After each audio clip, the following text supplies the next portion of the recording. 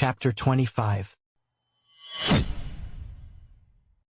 Draco opened his bag and pulled out his first notebook. He found a page he had intentionally left blank, placed right between notes about Christmas and New Year's. He traced the ornate lettering on the page before surrounding the words with his sketch of the mirror, carefully shifting to avoid Potter's gaze. "Are you copying it down?" queried Weasley, craning his neck to look over Draco's shoulder. Draco exhaled dramatically. "Apparently not." "Atrum incessio," Draco declared, tapping his wand.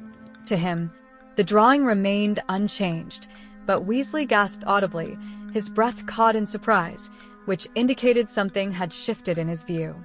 It was another piece of evidence supporting Draco's conclusion that his invisible ink performed flawlessly when used in the margin. "Whoa, is that dark magic?" Weasley asked, his voice tinged with the kind of awe that reminded Draco of Vince. "I haven't a clue, maybe," Draco replied, his nonchalant attitude appearing to astonish Weasley visibly. "This should work. It'll be a good mental note for more in-depth study later."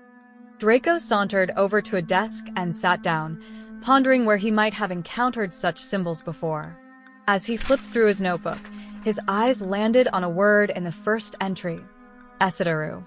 He had only remembered the start of the inscription, scribbling it days after his inebriated self had glimpsed it just once. There had been a string of what appeared to be romantic lettering, meaningless to any language he knew, at the top of the first mirror as well, interspersed with symbols between the words. He focused on the triangle symbol seated between the words and approached the mirror once more, determined to ignore Potter's visage. "Why are you shying away from the mirror?" Weasley asked. "Is it showing something disturbing? It's not really your aunt, is it?" Draco contemplated which spell might reveal the hidden symbols. A simple tap of his wand between the first two words caused the symbol to appear. This time, only part of it glowed, the central line instead of the circle. Although the symbols seemed elusive to others, they amazed Weasley. When Weasley attempted the next gap between words, nothing happened for him, but Draco's touches caused each to illuminate, with 8 symbols appearing in total, the line in each aglow. The experience disconcerted Draco, making him question whether what lay before him matched what others saw. "Can you see these?" "Yeah, that's amazing, Malfoy," Weasley said breathlessly, his childlike wonder making Draco feel far older than his years. He had brought Draco here out of concern for a dear friend. Yet, the lightness in his tone betrayed his lack of understanding of the potential peril, the shadowy circumstances his friend might be entwined with. It would probably be different with Weasley at age 18. Still, here and now, his innocence allowed him to see these conjured shapes and simply marvel, even as a Malfoy unveiled them. Draco tilted his head, trying to recall if the symbols matched those on the manor's mirror. They were not flipped vertically, but a horizontal reflection rendered them identical. Horizontal but not vertical, the way mirrors depicted reflection, mirror writing, reminiscent of the cryptic notes Theo had sent him in 5th year. Though the letters had been reversed, the shapes, not just the order, morphed to be revealed in a mirrored reflection. The words felt like gibberish, yet familiar, like the mirror with its inscription beginning with Esidaru, if the phrase was merely the letters written backward. It wasn't an intricate code, but perhaps it wasn't intended to be. Draco collected his notebook and scribbled Esidaru, which transformed to Eurydice following that logic, yet it shed no further light. When he unraveled the sequence of this mirror's full inscription, they didn't quite assemble into recognizable words, just like with Eurydice. Draco lacked insight into what whole term might end with Yuri behind the typical dice. On this day, reversing, Eristra eru oit ube kafra oidon wosi became isho no tayo urfak abu tayo or art's desire. A spark of realization ignited when Erist morphed into desire. Weasley made a sound of recognition gazing over his shoulder. "So, it's all just backward writing? That's clever."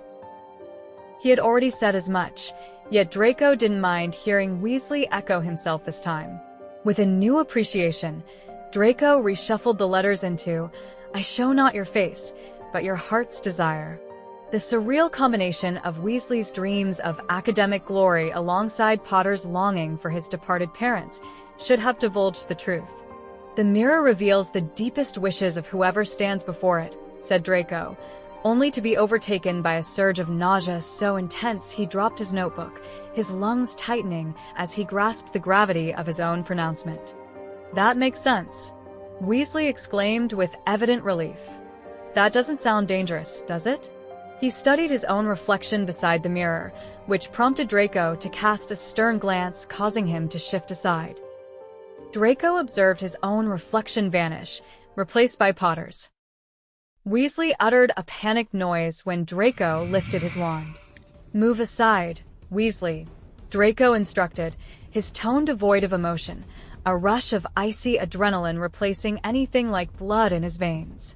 "Fenestra," he commanded, anticipating the shattering of glass and a burst of light, but the mirror responded with nothing more than a flash from his wand. There was no indication Potter even noticed, observing like the vilest provocation. "You're not. You can't be. You've never been what I desire." "Fenestra Maxima," Draco muttered, and again, repeating it 5 times to no avail. "Malfoy," called Weasley with a strained edge, his voice distant behind Draco. "Did you discover something? Are you attempting to destroy the mirror? Do you truly think it's dangerous?" "Yes, Weasley," Draco retorted. "Now let me fulfill what you brought me here to do." And he shifted tactics. He had repaired a vanishing cabinet to permit Death Eater's entry into Hogwarts. He prided himself on his expertise with magical artifacts, certainly skilled enough to demolish an oversized mirror. "Bombarda," Draco tried. "Expulso." "Bombarda Maxima." He felt the spells cast correctly, yet they made no impact on the mirror. Nor did they cause the expected surge of air and pressure nearby, as if the mirror absorbed the magic, causing explosions to vanish on its surface rather than around it. "Reducto." "Confringo. Confringo." Draco paused afterward, while the Potter in the mirror returned a stray broom to its rack, without breaking eye contact with Draco. He gave silent thanks to Father, Severus, and even Aunt Bella for inspiring him how to unleash spell after spell against that mocking face. Aqua Eructo. Water surged forth from Draco's wand and splashed around his feet, rather than disappearing on the shiny surface of the mirror as he'd intended. Ventus. Ventus Duo. Ventus Duo. Draco shouted, channeling all the strength he could muster from his wand into the spell. The air froze around him, reminiscent of the chilling presence of Dementors. Behind him, he heard desks toppling and chairs skidding, and even Weasley's frantic retreat, but the mirror remained unscathed. Fixating on the reflection of Potter's glasses, another shimmering surface to shatter, he yelled, "Defindo!" "Draco!" came a voice, reaching his ears. It was Weasley, unlikely to address him by his first name. "Draco, you need to stop." "Defindo! Sectum Sempra!" Draco growled. It didn't matter if the curse was meant for living beings, the Potter trapped in the mirror seemed a fitting target. Suddenly, Potter grabbed his shoulder. Caught in a grip of confusion, Draco's hand remained poised with his wand, hovering between reality and the illusion. "Sectum." "Draco, have you gone mad?" Potter's yell snapped Draco back, reminding him that Reflection Potter wasn't capable of speech.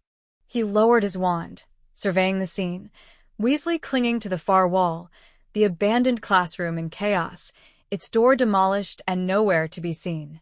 Everything seemed destroyed except for Potter, Weasley, Draco's notebook, and his bag, untouched and resting like islets in a storm.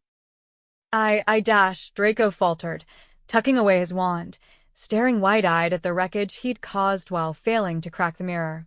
His limbs felt weak and unsteady, not unlike after his asthmatic spells, but more like the exhaustion from relentless running. "I suspected you'd pinched my cloak," Potter said, rounding on Weasley, who hesitantly peeled himself from the wall. "I figured you'd head here, but bringing him along? What are you doing, Ron?" Draco couldn't help a sliver of admiration for Weasley who, despite seeming close to collapse, found enough spine to declare, destroying the mirror because it's wicked. I see my parents in it, Potter replied tensely. It's not some dark artifact. Not exactly, came another, softer voice behind them. Turning, they found Albus Dumbledore stepping through the debris. Draco's tough facade slipped. Acknowledging to Potter he'd welcome expulsion had been bravado. The idea of returning to Malfoy Manor and facing Father, unable to share his experiences or justify his follies, was nearly as deafening as the echo of guilt with Dumbledore present. They've both lost their senses, Potter accused, diverging from his usual restraint. His connection to the mirror must have been strong. We aren't. Such a discovery is not for young eyes, Dumbledore interjected gently. Yet, like countless before, you've found the allure of the Mirror of Erised. I didn't know it had a name, sir, Potter admitted, lowering his gaze. It's right here, see? Draco gestured, a touch manic. He was unarmed, so Weasley's distance felt unnecessary. Dumbledore approached calmly. Erised spells desire, backwards, Potter. If you've failed to work out something so basic, how can you trust it to be harmless? So, Dumbledore said, eyes twinkling, you understand its power now. It shows what you crave, Weasley managed, and Dumbledore nodded approvingly. Indeed, the mirror offers us a vision of our deepest desires, Dumbledore confirmed.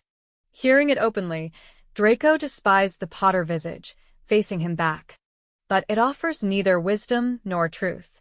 Many have withered away before it or gone mad, unsure if what it depicts is real. It reeks of dark magic, Draco scoffed, eyeing Potter, attempting to demonstrate triangle markings in the mirror's inscription, only to find them vanished.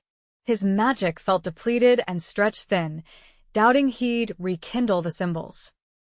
You will not be punished for seeking to shield your friends, Draco. The mirror will be relocated tomorrow, so I urge you all not to pursue it. If ever you meet with it again, you shall be informed. Remember, dwelling on dreams is futile if you forget to live. Potter winced, seeming to absorb this more gravely than Draco or Weasley's earlier caveats. Fret not, Mr. Malfoy. The mirror will be safely tucked away. It does not call for destruction, though commendable was your fervor. Draco's gaze snapped to Dumbledore, mental shield slamming into place. Yet, only a kind elder's eyes sparkled back. Off to bed with you all. Mr. Potter, Mr. Weasley, wear that cloak and return to your tower. Mr. Malfoy, I'll see you back myself. No need, sir, Draco interjected. Even more intriguing, Weasley spoke up. Sir, Draco didn't mean the damage, just the mirror, and he tried helping Harry. Dumbledore smiled, and with a wand's graceful flick, restored the room entirely. Look, good as new, Dumbledore said, glancing towards the doorway, his wand refastening the dislodged door. That night, however, may it be beyond aid. However futile, Draco felt compelled to accompany Dumbledore back to the dungeons, fearing rebuke at the least. Through their stroll, Dumbledore was particularly cheerful and eccentric, rambling on about cinnamon candies and candy floss that tasted like root beer. Eventually, he bid Draco a pleasant good night. Thanks for listening. If you enjoyed this chapter, please hit the subscribe button and ring the bell to stay updated with more audiobooks. Happy listening!